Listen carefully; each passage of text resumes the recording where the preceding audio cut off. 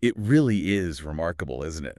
How things dug up, from millennia ago can still completely shift how we understand the human story. It absolutely is. Puts things in perspective.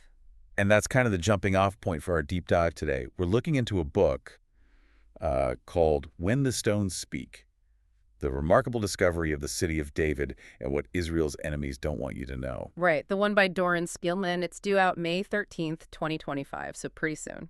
Exactly. Now, full disclosure, we did notice a mention somewhere of another book with a very similar title. Oh, really? Yeah, by Paul B. Henneberg. But from everything we've seen, our focus today is definitely Spielman's work. Makes sense. His book seems very specifically focused on the city of David and its whole context. So our mission, if you like, for this deep dive is to really unpack what Spielman's account might mean. Exactly. We're digging into the details we have, mostly the Amazon listing, the editorial reviews, reader comments, plus that note about the other book. Just to give you a really solid overview of what this book is about and where it fits in the conversation. Right. What's the core argument? What's the buzz around it? Okay, let's get right into it then. The heart of Spielman's book, as we understand it, is all about the ongoing archaeological work. Where exactly? In the city of David, it's located just south of the old city walls in Jerusalem. And the big claim is that these digs are finding evidence, physical proof, of a Jewish presence there, stretching back How long? 3,800 years. Unbroken is the suggestion. Wow. 3,800 years. That's a huge span of time. What kind of evidence are we talking about typically for that sort of claim? Well, we don't have the book-specific examples yet, obviously, but generally, archaeologists look for layers of settlement, different building styles that match known periods. Uh-huh. Like different types of construction over centuries. Exactly. And pottery is huge. Styles change, and shards can be dated pretty accurately sometimes. Then you have inscriptions, maybe seals, coins, things with writing. Direct references, potentially. And even burials can tell you a lot about the people, their culture over long periods. It's usually not one single thing, but the combination of all these finds. Right, the cumulative picture. Okay, that makes sense. Yeah. But the book isn't just presenting finds in a vacuum, is it? What's the larger picture Spielman is painting? No, it seems he's framing these discoveries very much within a current context. He talks about an ideological battle, as he puts it, A battle over what? over the legitimacy of Israel's connection, its historical connection to the land. The book suggests there are active efforts to sort of downplay or deny the depth of Jewish history there. So this idea of historical denialism. Precisely, questioning the narratives, maybe pushing alternative views of the evidence, and Spielman seems to be positioning the City of David finds as a direct physical answer to that. So the core argument isn't just we found old stuff. It's this old stuff proves a deep, maybe even uniquely indigenous Jewish connection to this land. That sounds politically charged. It certainly touches on very sensitive issues. The book apparently details how the City of David site itself went from being somewhat overlooked to this major archaeological park. And that wasn't straightforward. According to the description, no. It mentions challenges, opposition even, from global institutions, even terror groups. The implication is that some forces didn't want this history uncovered or highlighted. Which definitely adds another layer to the story. It underscores why these discoveries are seen as so important, at least from the book's perspective, in the middle of all these ongoing regional tensions. And it sounds like Spielman connects these ancient stones directly to modern conflicts. The Israeli-Palestinian conflict is mentioned, and even the denialism seen after October 7th, 2023. Yeah, the description suggests the book sees these archaeological debates as foreshadowing or reflecting the deeper narratives at play in current events. Okay, and at 304 pages, it's a substantial book. Plenty of room to lay out the evidence and build that argument. Definitely. And the early reviews suggest he makes a strong case, at least for those endorsing it. You've got Ben Shapiro calling Spielman indispensable, and the book vital. And David Friedman, the former U.S. ambassador, uses the phrase irrefutable evidence for that indigenous connection claim. That's strong language. Very strong.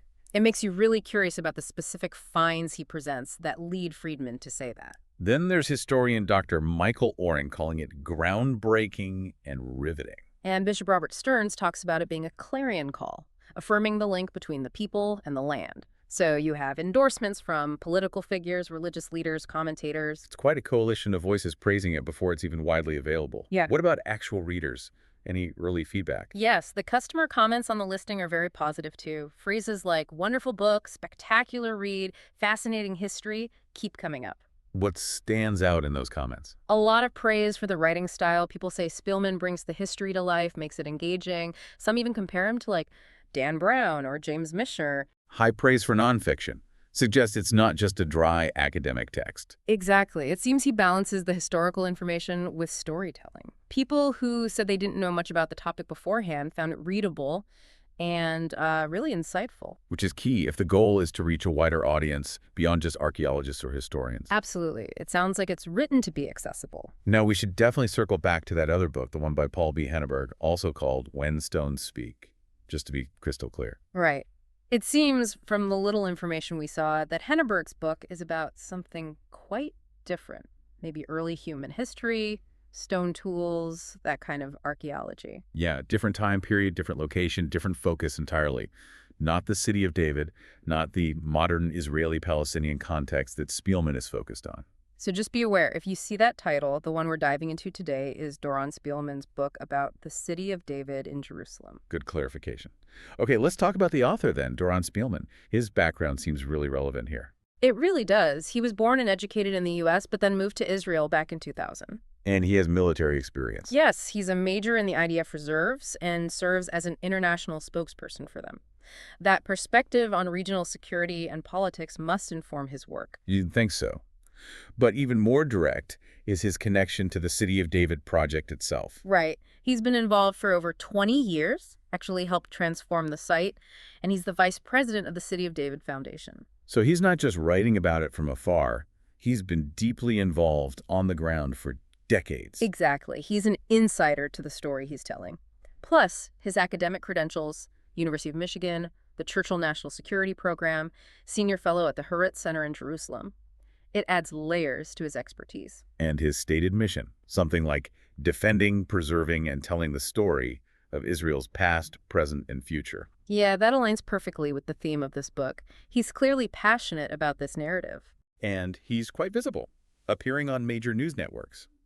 He's used to communicating these ideas to a broad audience. Which suggests, again, that this book is meant to have an impact beyond academic circles. It's part of a larger public conversation. Okay, so if this book resonates with you, our listener, where might you look next? The Amazon categories give us clues. History of Judaism, Middle Eastern politics, Israel and Palestine history. Right, those are the big themes. So, based on that, what kind of related reading could we suggest? Well, first off, if the archaeology itself is what grabs you, maybe look for other books specifically about archaeological discoveries across Israel. Good idea. Books covering different sites, different periods, exploring how the whole field works in that region, the big finds beyond just the City of David. Get a broader picture of the historical layers there. What else? Well, given the book's focus on the ideological battle, you might be interested in books that specifically analyze how history and historical narratives are used politically in the Middle East. Ah, so how different groups use the past to make claims about the present. Exactly. I'm understanding that dynamic, how history becomes a tool in political conflicts. That could give you a lot of context for Spielman's arguments and the counter-arguments he's addressing. That makes sense. Yeah. A critical look at how narratives are constructed. Okay, a third area. You could dive deeper into the history of Jerusalem itself. It's obviously central here. Books that explore its ancient history, its significance for Judaism, Christianity, Islam. Looking at its multifaceted importance, not just one thread. Right, to get a more rounded view of why this city is so significant to so many people throughout history. Spielman focuses on one connection, but exploring others provides a richer picture. Okay, fourth suggestion. Thinking about the challenges, Spielman mentions opposition, sensitivity, maybe books about heritage preservation in conflict zones. Oh, interesting. The practical and ethical challenges of doing archaeology or preserving sites when there's political tension or instability? Yeah. How do you manage these incredibly valuable historical sites in places where history itself is contested?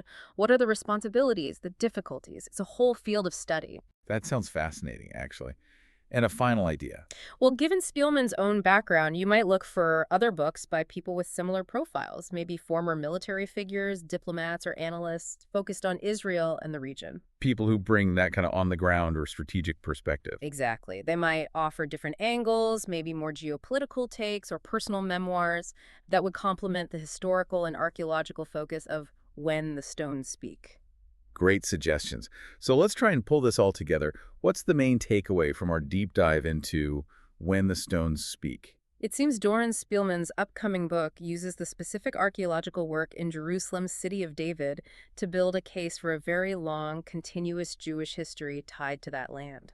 And it frames this evidence as a direct response to what he sees as efforts to deny or undermine that historical connection. Right. It's positioning these ancient discoveries as highly relevant, even crucial, for understanding today's political landscape, the conflicts, the narratives about identity and belonging. It really highlights the power we give to physical evidence, to archaeology, in grounding historical claims. Definitely. It makes you think about how much weight these interpretations of the past carry in the present. Which leaves us with a pretty big thought to chew on, doesn't it? Thinking beyond this specific case, how does understanding the deep historical roots of any people, anywhere in the world, how does that really impact today's conflicts, today's political realities, and maybe even the search for some kind of lasting peace? That's the question, isn't it? How much does the past dictate the present? And can understanding it better actually help us move forward? It's something these stones make you consider.